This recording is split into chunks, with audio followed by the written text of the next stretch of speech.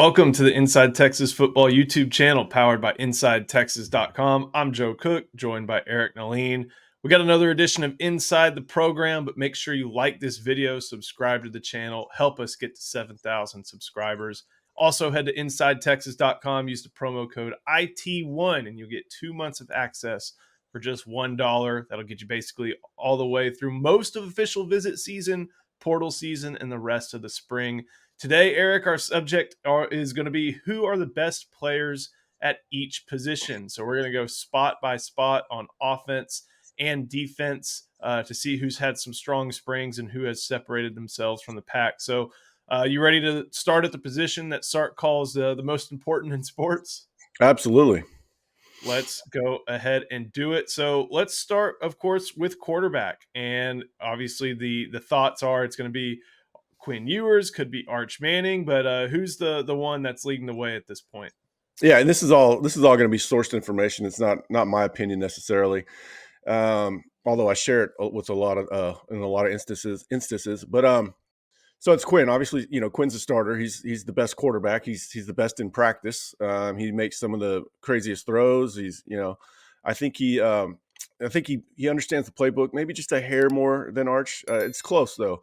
But the source said if Texas had to play a game though, that he wouldn't be surprised if Arch performed about as well as Quinn, because he says Arch is just a gamer. He compared him to his ability to scramble and make off schedule plays to Sam Ellinger. Says that Arch has a lot of heart, and so if Quinn is hurt this year and misses a game or two, I think Texas is still in really good hands. Quinn's a starter. He's the best in practice, but Arch is coming right along. He's right on time. I think that's what everybody wanted to hear too. I mean, entering this spring, Steve Sarkisian has basically said, I mean, even entering in the winter, he's like, Quinn Ewers is a starter. It's nice to know that he is being pushed by a very capable Arch Manning, but he's not being pushed too much to where he's been overtaken. And I think that shows not only development by Arch, but of course, all important development by Quinn. Let's go to some of the positions where there's probably a little bit more intrigue, and we'll start at running back. There's kind of been a top three of sorts that have been mentioned by Steve Sarkisian and by some of your sources between C.J. Baxter, Jaden Blue, and Trey Wisner. So who among that three, or maybe somebody from outside that three, has really stepped up and become the lead dog into Tashard Choice's running back room? Jaden Blue, Jet Blue, I think is a perfect nickname for him. They should definitely NIL that for him. He was the first mention to this source, and he didn't hesitate to mention Jaden Blue first. Just got a different level. He's just got a different gear than everybody else. He's one of the fastest guys on the entire team. You'll be hard pressed to find a faster running back in college football this upcoming season. He's just got an extra gear now. The source is still high on C.J. Baxter, and he spoke very highly of Trey Wisner as well.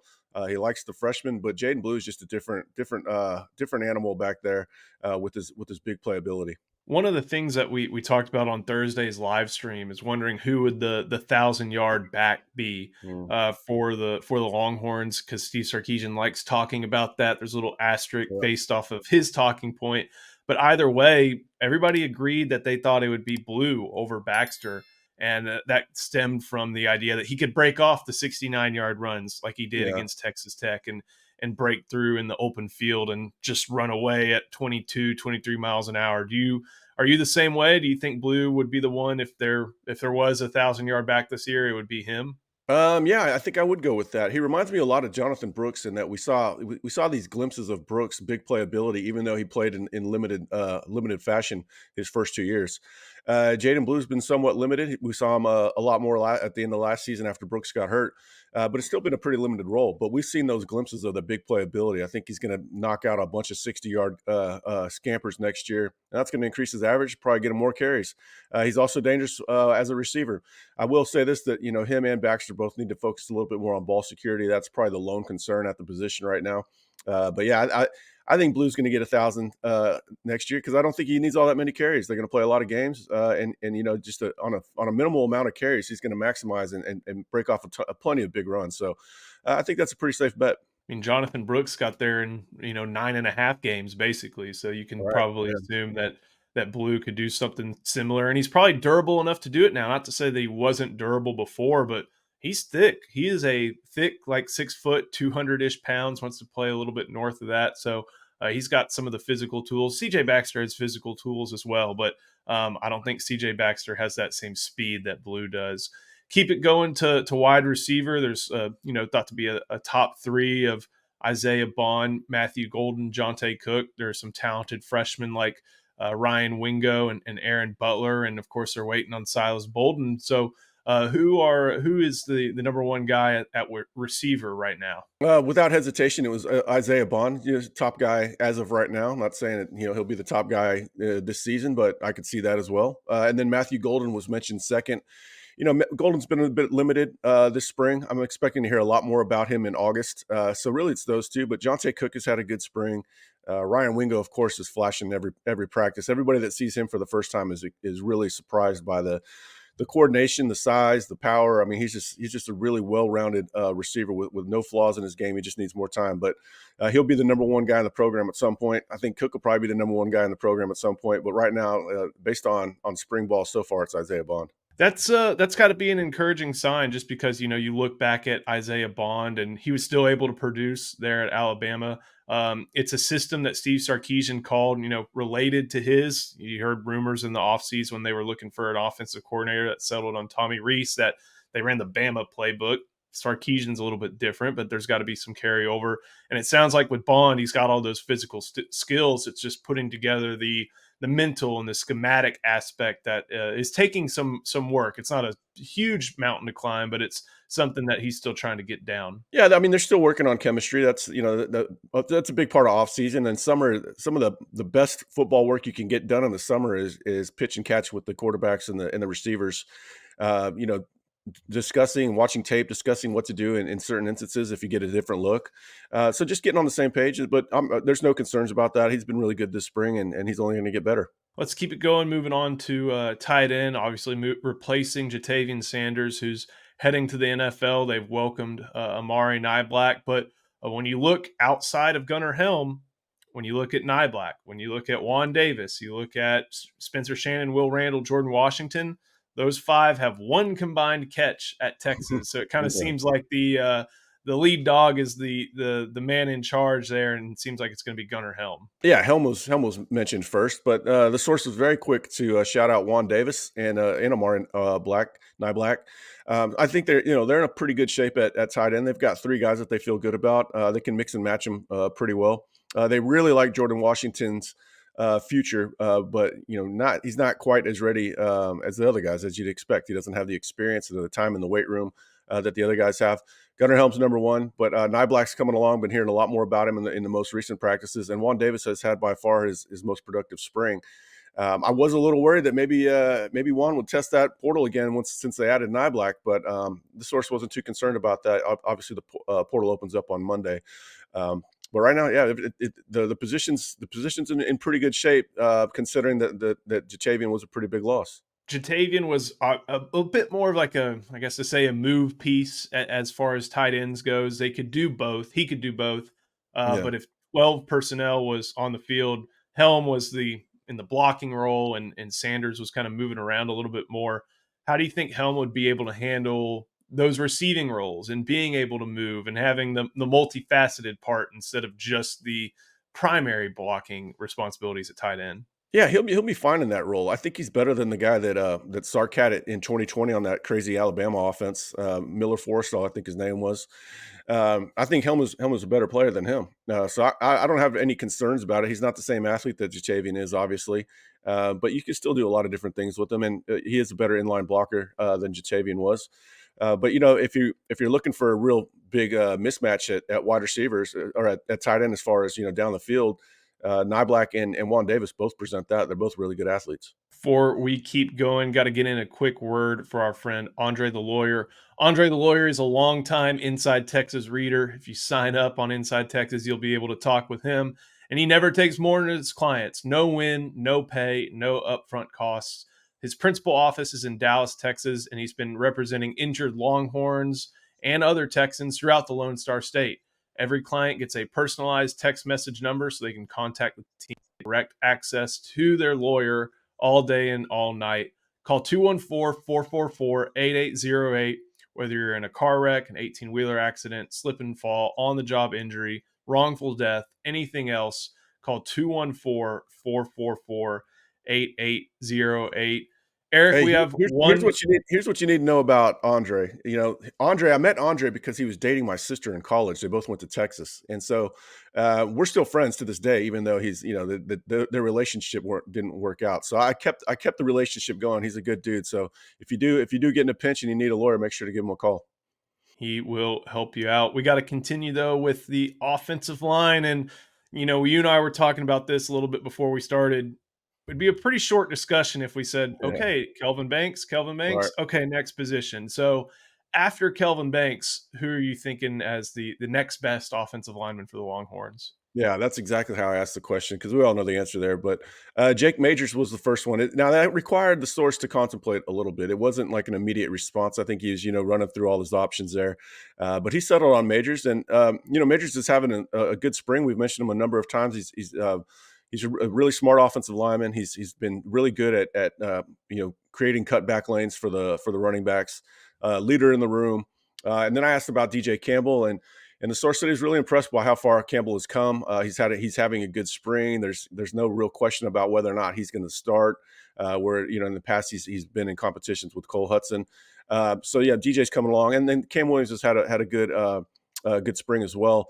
Looking good in the run game. Still has to tighten up some pass sets and stuff. But the first two are Kelvin Banks and Jake Majors. Not truly surprised there. It's going to be a good overall line though. I really can't wait to hear to see what we hear from the scrimmage on Saturday. It should be, the offense is probably going to be out for blood after the defense won the previous scrimmage. And they're going to be trying to hold on to the ball a little bit better, like you kind of mentioned. Let's switch it over to the defensive side. We're going to split up defensive tackles and defensive ends. Obviously, huge shoes to fill, literally and figuratively, when you look at the defensive tackle spots with Tavondre Sweat and Byron Murphy. Who's standing out there at defensive tackle and has kind of taken control of the position here in the spring? Alfred Collins was a no-brainer answer from the source. Collins is probably having his best spring ever. He's still the whole line is still working on run fits and being a little bit more assignment sound. But Collins has had a pretty good spring. And then he mentioned Vernon Broughton, Aaron Bryant, and Tia Savea all kind of in the same boat as far as quality.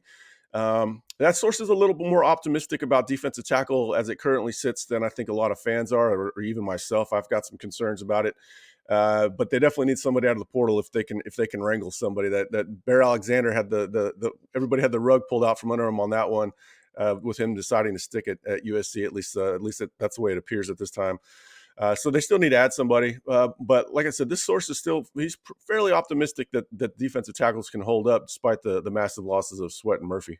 It kind of feels like at this time, because of the fact that they know Alfred Collins is there, number one. I would assume that one of Tia Savea or Vernon Broughton would be there, number two. Those are obviously the guys you could play with in the SEC against any team that you go up against. But the concern isn't who's number one; it's okay, who's number three, who's number four, especially with Right. how Texas has played defense in the past few years, right? Yeah, absolutely. I'm worried about they're not going to have that same rotation. They've benefited so much the last 2 years when the defense improved quite a bit over that first season, which was a mess. But a lot of that had to do with the ability to rotate. Tavondre Sweat, 360 pounds, only playing 40 plays. That's huge. That's gonna increase his duty cycle. And so they're losing that advantage that they've had. At least that's the way it looks at this point. Now, hopefully, we'll see what the portal bears. But I'm bullish on Vernon. I think Vernon's got a lot of ability to get in the backfield. He's good at developing a pass rush at defensive tackle. I think Aaron Bryant is a pretty good run stopper. But they definitely need somebody, and Alfred Collins needs to play to his potential because his potential is through the roof. Like he can literally make the same jump that Sweat made this past season. Let's keep it moving. Stay on the defensive line, but move to edge. The sins of Todd Orlando are now gone from the roster. This is a great edge room, maybe the deepest it's been, and as long as I think you and I have been covering Definitely. Texas together. But who's standing out at the top of that position room when you've got guys like Barron Sorrell, Ethan Burke, Colin Simmons, Trey Moore, Justice Finkley, a lot of different guys who have played over the past couple of years. Who's number one right now at this point in spring? I was kind of surprised by his answer. He told me he thought it was Baron Sorrell. He didn't want to. I think it's just, Barron is so reliable. You know what you're going to get out of him. He's consistent. You get the same thing out of him. A lot of effort every play in, play out.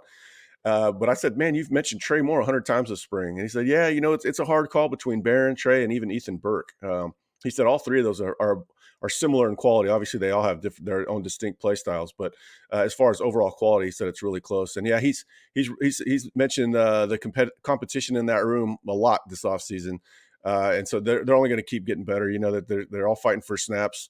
I was surprised he didn't name Trey Moore, but Barron Sorrell is defensible at this point. We'll see. We'll get. I can't wait to see Trey in the spring game. I want to put my own eyes on him going up against real top flight offensive tackles.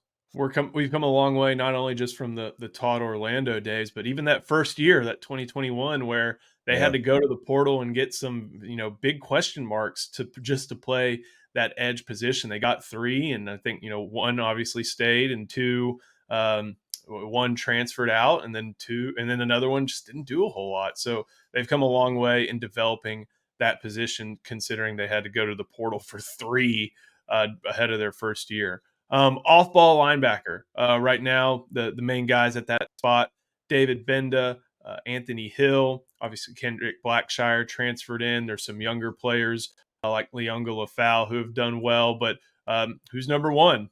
Hey, everybody always forgets Maurice Blackwell too. He's having a good spring, and Benda's having a good spring. But Anthony Hill was the answer without hesitation from this guy. He said, Anthony's just a stud. He's still learning some things about the run fits, right? He's playing a different position than he's played, and he's receiving different coaching. So they're still all adapting to the way Nansen wants things done. But Hill's a stud. Hill's he's a 3-year player. They just got a commitment from Bo Barnes. I think he helped out there. You talked about that a little bit. So I mean, he's just an all around football player, and he's going to be one of the best linebackers in college at some point, if not this year. It's nice to see your 5 stars play like 5 stars. Is there any concern that it's like the answer was that fast, or does that say more about Hill than it does anything about the room? Like, is there any concern that it's just that instantaneous? Hill number one. No, I think it should be that way because Hill's so awesome, and he's so coachable. He just gets better every day. But he's been a little bit more consistent than Benda. So I was a little bit surprised to hear that because Benda's entering is it 5th or 6th year? Anyway, Sixth he's year, been around last of a dying six. breed. Yeah, right, 6 years. So I was surprised to hear that he's a little more consistent than Benda, but I'm not too worried about it. I think Lafau is having a good spring, and that's going to be your backup for Hill. They like to rotate their linebackers like they rotate all their defensive players. So we'll see a lot of Lafau, but I couldn't be more excited about Anthony Hill, and I'm not too worried about Benda. We saw how he played last year. He had some games where he was downright fantastic. I think the Baylor game is one where he stood out. But he's going to be steady. But yeah, the upside comes from Anthony Hill, the man in the middle. What about the cornerback spot? And remind me again, did you want to do lump star in with this group or keep the guys on the outside kind of in their own category? We didn't talk about star just because Jahdae Barron is the best star. Normally, I do corners together because that's how the staff views star. If they're gonna steal from a position, it's gonna be cornerback for star. Austin Jordan came in as a corner. Jalen Gilbo was considered a corner by a lot of people. I think he was always tailor made for a star. And Gilbo's had a really good spring. He's mentioned a lot. I think Sark mentioned him the other day. Sark was really effusive in his praise of Gilbo the other day. We've been talking about Gilbo all offseason, not just spring ball. You could tell that he was a different guy in winter workouts, and that's carrying over to the field.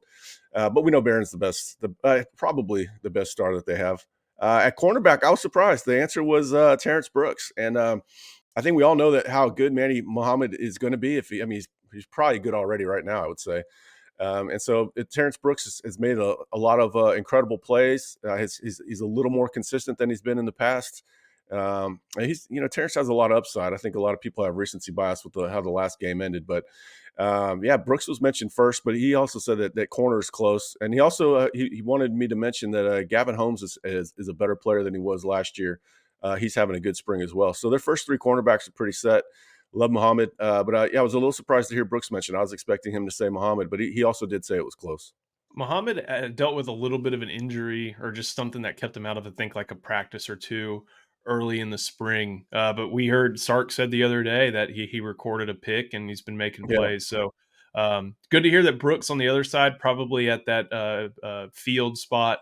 making plays there and bringing the consistency that you had mentioned. Last but certainly not least, we got to head to the defensive backfield with safety. There's some newcomers there, or a newcomer there, in the form of Andrew Makuba. There's a returning and promising second-year player in Derek Williams, and you got some old guys like even Michael Taff and a few others. Jelani McDonald also making waves. So who's number one there in the defensive backfield, way about 13, 14 yards off the ball? Yeah, another one I was a little bit surprised. Taff was mentioned first. He's been the most consistent. He's just plays a lot of error-free football, and Williams is still young, still learning. He's come a long way. I think he's right on time. He's developing, right on pace, but still learning on the job a little bit. And then Makuba is adapting to new coverages. Makuba's had a good spring as well. He's getting better every practice. He's getting more comfortable with the schemes every practice. Both those guys, I think it'd be fair to say, they have more athletic upside than Taft, but Taft's a very smart player, and he doesn't lack athleticism. He's not unathletic. I think some people have falsely, falsely accused him of lacking athleticism. I just don't think he's as athletic as Williams or Makuba. But yeah, right now, and Jelani McDonald adds some length and some athleticism and some hitting ability back there. We reported the other day that he's going to play basically the Keaton Crawford amount of snaps next year because again, they are going to rotate their safeties again. But I don't think that's a bad thing because this room is a lot better than it was a year ago. I think so as well. Good running through. We still got what, 1, 2, 3, 4 more practices, maybe 3 more, and then the spring game. So yeah, no we better. got a big scrimmage tomorrow. I sorry, I didn't mean to interrupt, but we should probably get together a scrimmage report either Saturday or Sunday. It all just depends on on how fast we get our information. But make sure you check us out here or InsideTexas.com. Yeah, if you head to Inside Texas, you can use the promo code IT1 and get 2 months of Inside Texas for just $1. Again, that'll get you through middle of June, most of the official visits, and the big weekend there at the end of June. We think you're going to want to stick around for that portal intel, spring ball intel as it finishes up, and a bunch of great community and other intel on the Inside Texas, InsideTexas.com. Like this video, subscribe to the channel, help us get to 7,000 subscribers. We bring it here on a daily basis, bring it here live, and we can cut to it quickly if we need to. So for Eric Naline, I'm Joe Cook. We'll see you next time. Thank you for watching Inside the Program on the Inside Texas Football YouTube channel, powered by InsideTexas.com.